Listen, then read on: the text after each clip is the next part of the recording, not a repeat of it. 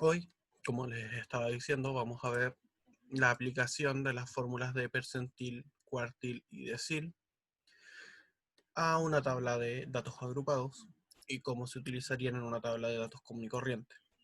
¿Ya? Básicamente estas son las medidas de posición que nos permiten saber hasta qué número llega cierto porcentaje de datos.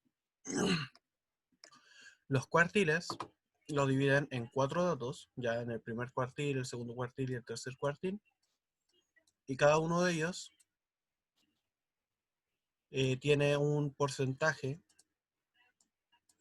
al que se le atribuye, ¿ya? O al que es igual. Por ejemplo, el primer cuartil sería igual al 25%, el segundo cuartil sería igual a 50%, que también sería la mediana y todo eso. El tercer cuartil sería el 75% y el cuarto cuartil sería el 100% de los datos. Bien, ahora, por ejemplo, vamos a calcular el tercer cuartil, ¿ya?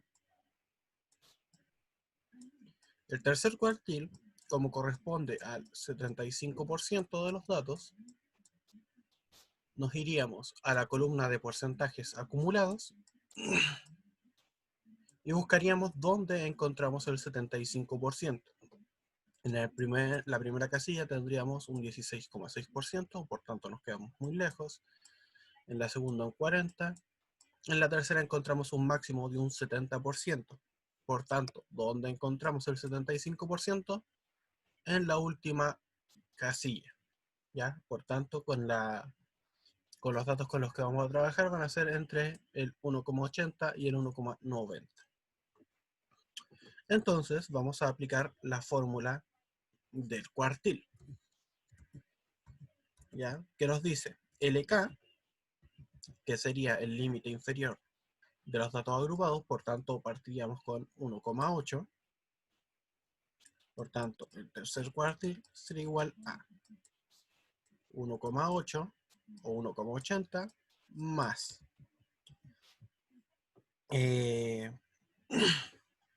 K, que sería el cuartil que estamos buscando, que en este caso sería 3, por N, que N sería el total de datos, que en este caso serían 30, dividido por 4. Todo esto menos la frecuencia acumulada anterior,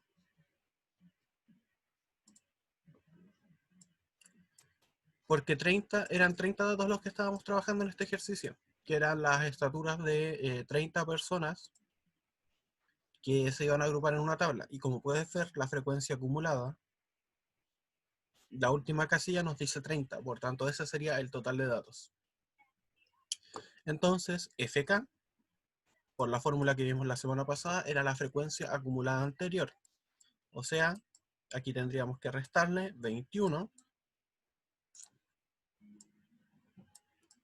que sería la que estaba, la frecuencia acumulada del intervalo anterior, dividido por F minúscula K, que F minúscula K es la frecuencia relativa, o sea, la frecuencia de el intervalo con el que estamos trabajando. O sea, estaría dividido por 9. Y C sería la longitud del intervalo o la amplitud. ¿Cómo obtenemos eso? Restando al valor mayor el menor, que sería 1,90 menos 1,80. Y esto nos daría 0,1. Por tanto, todo esto va a estar multiplicado por 0,1. Yo lo voy a volver a dibujar porque el más no está incluido ahí. Entonces simplemente vamos a calcular esto. Nos quedaría 30 dividido por 4, que nos da 7,5. Voy a ir anotándolo aquí. 80 más 7,5, que sería esto, ya por 3, nos daría 22,5. A esto tenemos que restarle 21, dividirlo por 9 y multiplicarlo por 0,1. Voy a borrar estos datos acá. No, creo que eso no tendría que haberlo borrado. ¿Dónde están los? Y ahí. Ahora sí, vamos a borrar esto. Y vamos a seguir aquí, en la esquina inferior izquierda. Entonces ahora tendríamos que hacer esta resta que tenemos aquí y dividirla por 9 y multiplicarla por 0,1. Entonces nos quedaría 22,5 menos 21, lo cual nos daría 1,5. Eso lo dividimos por 9, lo cual nos queda 0,16 periódico. Vamos a ir anotando lo que nos quedaría 1,80 más 0,16 periódico por 0,1. Ese 0,16 periódico lo multiplicamos por 0,1, lo cual nos quedaría 0,016 periódico. 0,16 periódico.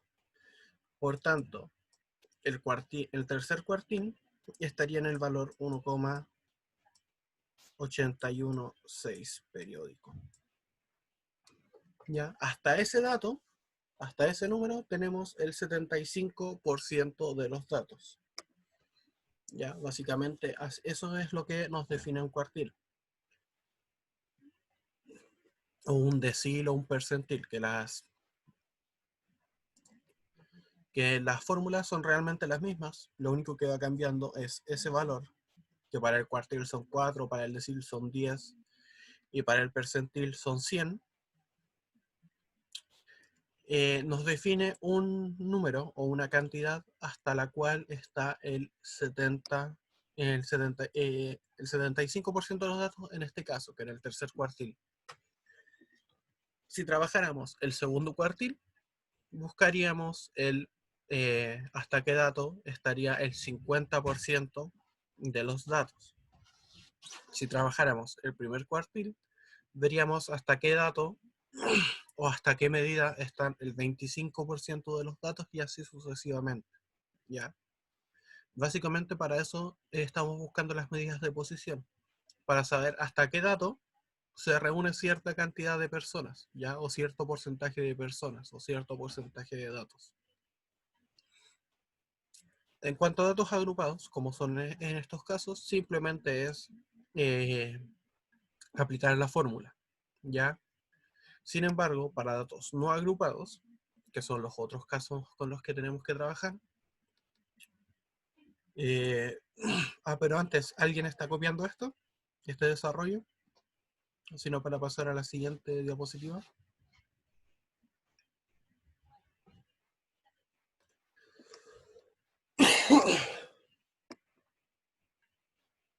¿No? Ok.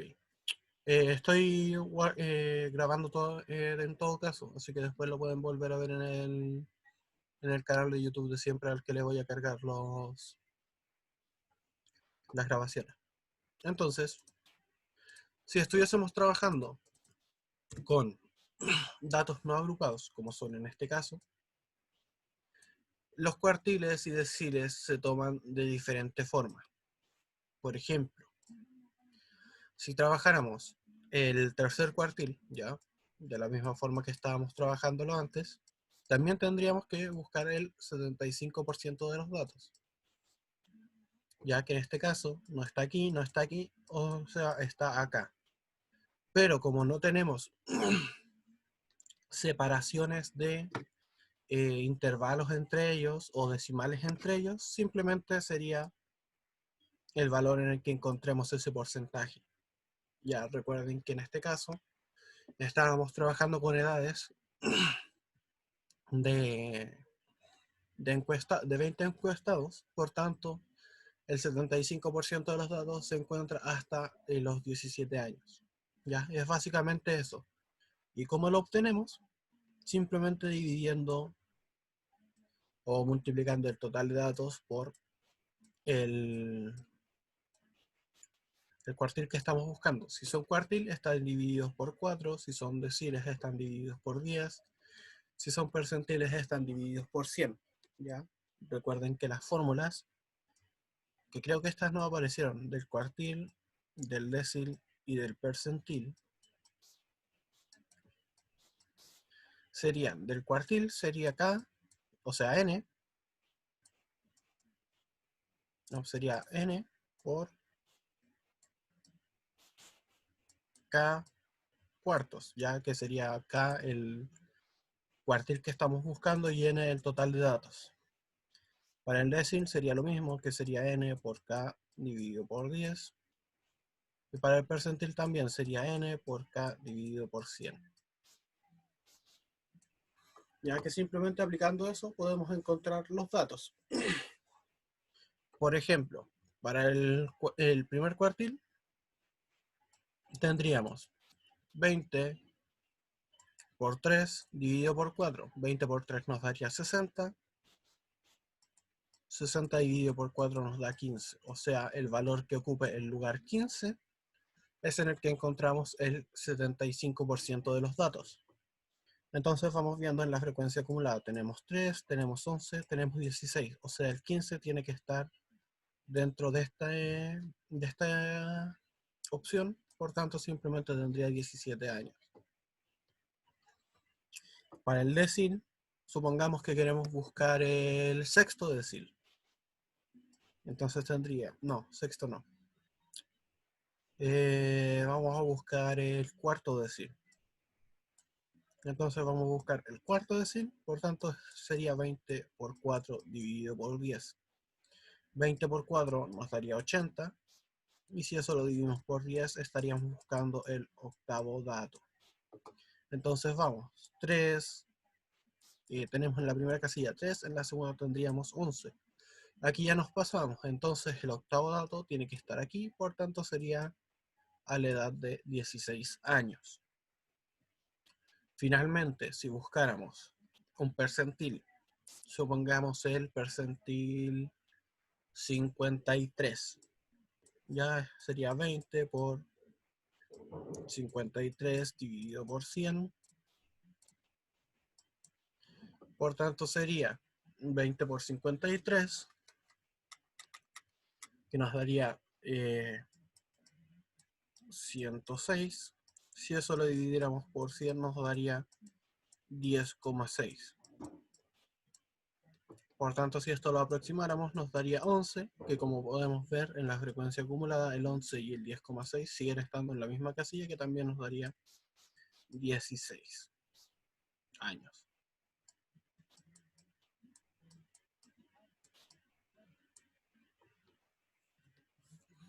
Bien, es básicamente eso. Las medidas de posición son eso. Encontrar hasta qué dato tenemos reunida cierta cantidad de... o sea, hasta qué valor tenemos reunida cierta cantidad de datos. Ya recuerden que los cuartiles se dividen en 4, por tanto tendríamos el primer cuartil que sería el 25%, el segundo que sería el 50%, el tercero que sería el 75% y el cuarto que sería el 100%. Para los deciles van divididos de 10 en 10, que serían 10, 20, 30, 40, 50, 60, 70, 80, 90 y 100%. Y para los percentiles van divididos de 1% en adelante. 1, 2, 3, 4 hasta llegar al 100%. ¿Ya?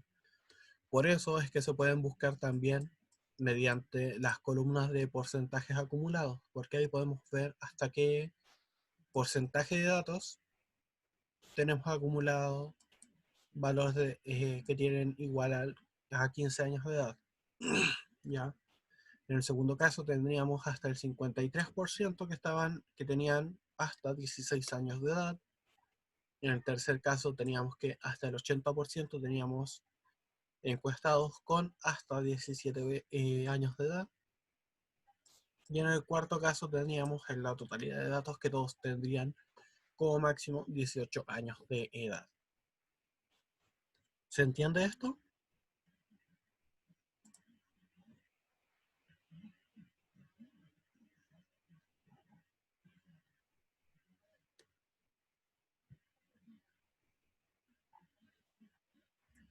Ok. Entonces ahora vamos a ver la última materia de probabilidad y estadística de octavo básico, que sería el principio multiplicativo. Si se desea realizar una actividad que consta de repasos, en donde el primer paso de la actividad a realizar puede ser llevado a cabo de n una maneras o formas, el segundo paso de n dos maneras o formas, y el résimo paso de nr maneras o formas, entonces esta actividad puede ser llevada a efecto de n1 por n2 por n3 por n tanto hasta llegar al nr maneras o formas.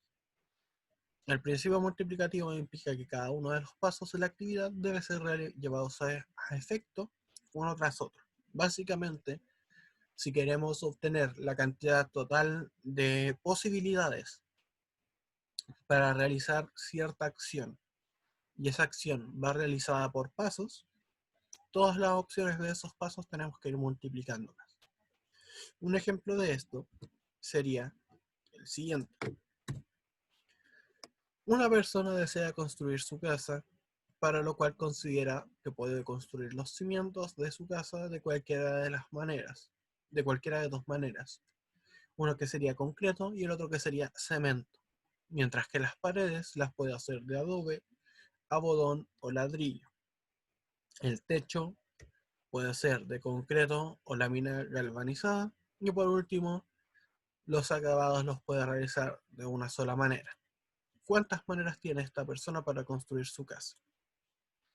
Para la solución, tenemos que tomar en cuenta que tiene 4 pasos, ¿cierto? Que serían el construir los cimientos, que sería el primer paso, después construir las paredes, que sería el segundo paso, el tercero sería hacer el techo y el cuarto sería hacer los acabados. Entonces vamos contando las maneras. Para construir los cimientos tenía dos opciones, que serían concreto y bloque de cemento. Para construir las paredes tenía 3 opciones, que eran de adobe, algodón y ladrillo, por tanto tenemos 3 opciones. Para hacer los techos tenía 2 y para los acabados tenía 1. Entonces, exacto, es el universo de posibilidades posibles. Y es simplemente encontrar la totalidad de opciones que se puede construir algo o que se pueda dar algo, ¿ya? Por tanto, simplemente tienen que multiplicar todas las opciones, puesto que como tienen que ser de paso en paso, se tiene que ir desarrollando así. Entonces sería 2 por 3 por 2 por 1, que serían las opciones para hacer cada uno de los pasos. A las finales tiene 12 maneras de construir la casa. Normalmente, esto cuando se le enseña a los estudiantes, se hace mediante el diagrama de árbol, ¿ya? ¿Qué es el diagrama de árbol? Tenemos un inicio, ¿ya? Y vamos viendo las opciones. Por ejemplo, el primer paso era construir los cimientos. Por tanto, los cimientos nos creaban 2 caminos. Bien, después nos decía construir las paredes. Por tanto, desde cada uno de estos 2 caminos se nos separaban 3 más para construir las paredes. Después nos decía hacer los techos. Por tanto, de cada uno de estos 3 caminos nos surgían 2 más para hacer los techos.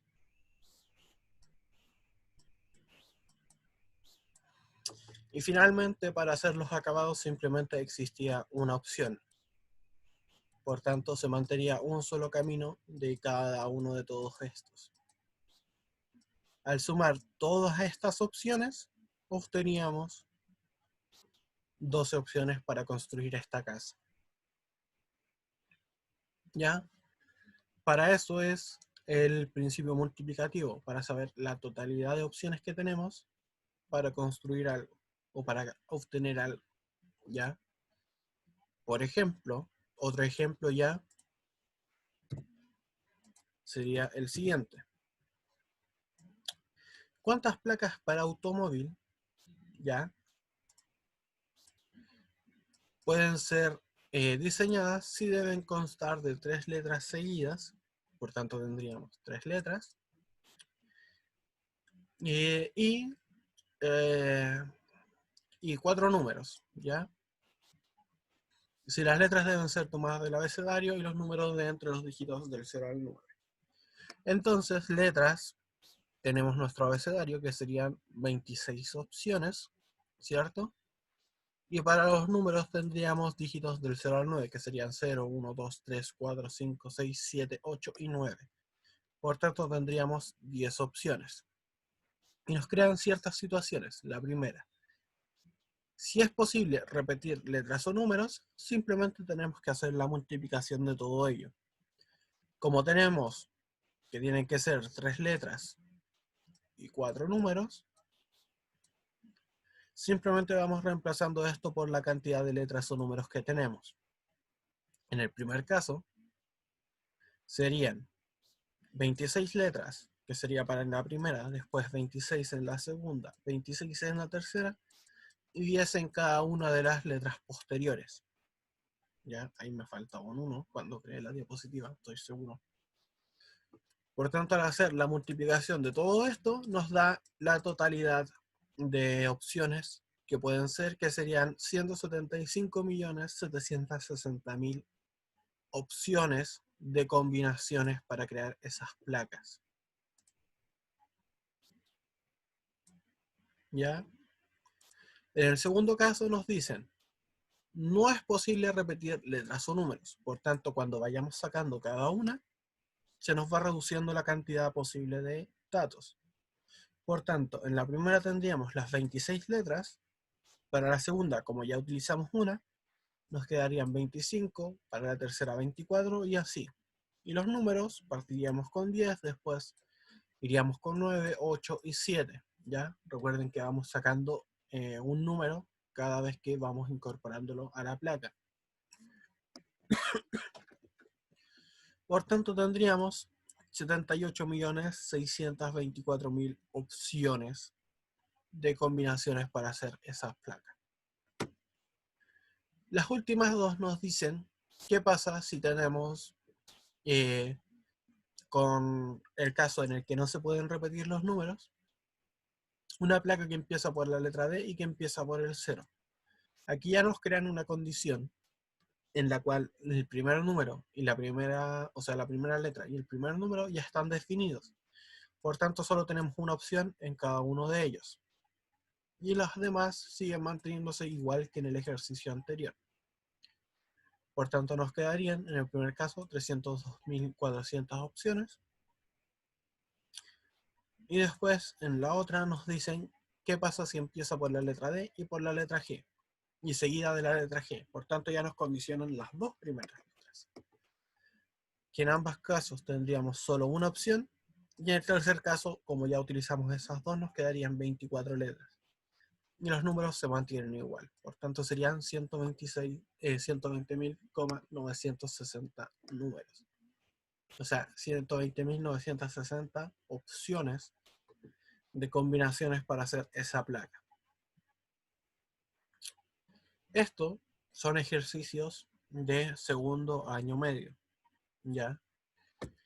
Principalmente para hacer estos casos, los desarrollamos en base a...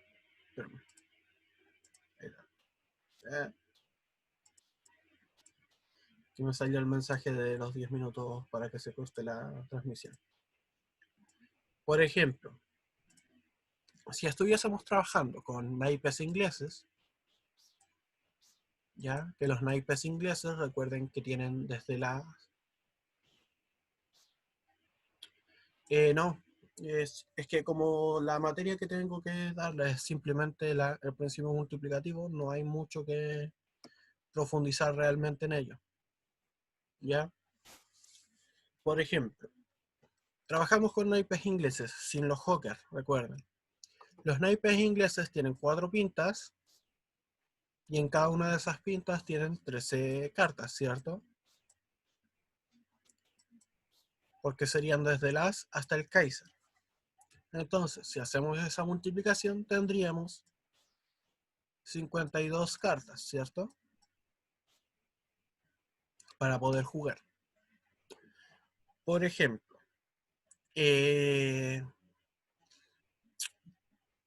¿cuántas opciones tenemos de que nos salgan 4 ases seguidos, ya, sin reponerlos?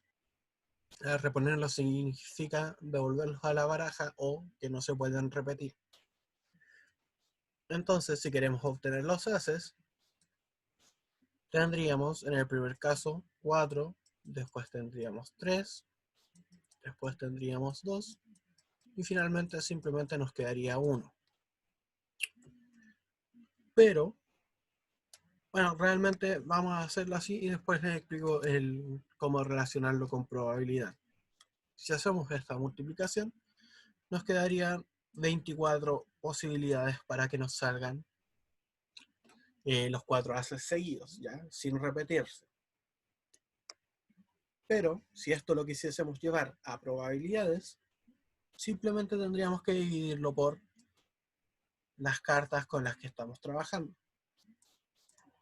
Entonces, la probabilidad de que nos salgan los 4 ases seguidos serían de 4 en el primer caso, dividido por el total de cartas, que serían 52. Si no las devolvemos, nos quedarían 3 opciones de 51, ¿cierto? Porque ya sacamos un as, por 2 opciones de 50, porque ya sacamos 2, por una opción de 49. Por tanto, la probabilidad de sacar 4 ases seguidos sería de 24 sobre la multiplicación de los datos que tenemos abajo, que sería 52 por 51 por 50 por 49. Por tanto, serían 24 opciones de 6.497.400 combinaciones posibles. No sé por qué le estoy poniendo coma ahí.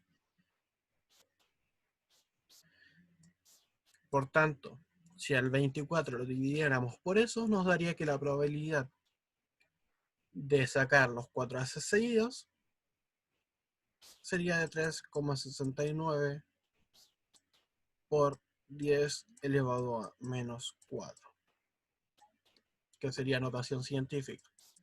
O sea, tendríamos un 0,003, no, 0,369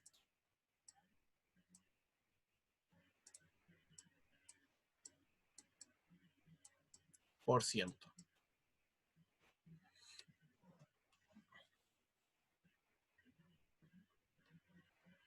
Esa es la probabilidad de sacar los 4 ases seguidos de una baraja inglesa. ¿Ya? Y para eso se utiliza el principio multiplicativo. Para los casos en los que sacamos o que buscamos probabilidades que se tienen que dar en cierto orden. ¿Ya? Por que tengamos un paso que después de hacer un paso o acción, que después de hacer ese paso o acción tengamos que hacer otro y después otro y después otro. Cuando son secuenciales, tenemos que hacer la multiplicación. Si fuesen separados, tendrían que utilizar el principio aditivo, que es simplemente sumarlas. ¿Ya? Básicamente eso es toda la materia que tienen que ver en estadística. Y eso sería toda la materia de octavo básico, lo que hemos visto en estas clases. No, Vicente, esta es la última clase que les voy a hacer a ustedes. ¿Ya? Lo más probable es que la próxima semana empiece con el curso de mi primo, que es primero medio. Así que lo más probable es que si quieren conectarse y ver la materia de primero medio, que la primera unidad sobre todo es muy similar a la de ustedes, pueden hacerlo, ya con tal de ir adelantando materia de los próximos años, ¿ya? Pero eso va a quedar a decisión de ustedes, ya más que a decisión mía, ¿ya? Pero eso, esto sería toda la materia, ya todo lo que hemos visto hasta esta clase es toda la materia de octavo básico, ya lo suficientemente resumida para lo que yo considero que es el saber intelectual de octavo básico, ¿ya? Así que cualquier cosa, si tienen dudas con ejercicios, recuérdenlo en los videos que están subidos en YouTube. Siempre hay un correo en la descripción al cual pueden enviarme dudas y consultas, ¿ya? Si es que encuentran algún ejercicio con el que no sepan resolverlo porque no vimos algún desarrollo específico acá en las clases, también me envían un correo preguntándome por ahí, ¿ya? Así que eso, chiquillos, esta fue nuestra última clase, así que ánimo en lo que resta de este año, ¿ya? Porque aquí en San Bernardo no van a volver a clases, este año al menos. Eh, y cualquier duda que tengan, me hablan por ahí por el correo, ¿ya? Ya ahí les voy a responder cualquier cosa que estén preguntando. Ya, obviamente tienen que darme el tiempo para poder responder todo lo que pueda ir llegando. Bien, eso, chiquillos, que les vaya excelente en lo que resta del año, que les vaya muy bien el próximo año también, ya, que les vaya muy bien en todas sus materias. Y recuerden siempre apuntar a lo más alto, ya, ya sea que les estén haciendo clases en el colegio o no, siempre tómense su tiempo para estudiar por ustedes mismos. Ya desarrollen los ejercicios del libro, lean los ejercicios del libro. Si encuentran alguna duda, busquen en internet, porque no siempre se les van a dar todas las cosas en bandeja. Sobre todo cuando terminen el colegio y entren a la universidad, ahí no va a ser el mismo ámbito. Así que desde ya tienen que crearse sus propios ámbitos de estudio, ya sus propias costumbres. Así que sería eso. Busquen materia por ustedes mismos cuando no sepan cómo resolver algo. Si algo les intriga de cómo se puede desarrollar o cómo se puede hacer, busquen información de ella, ¿ya? Recuerden que en internet está todo, ¿ya?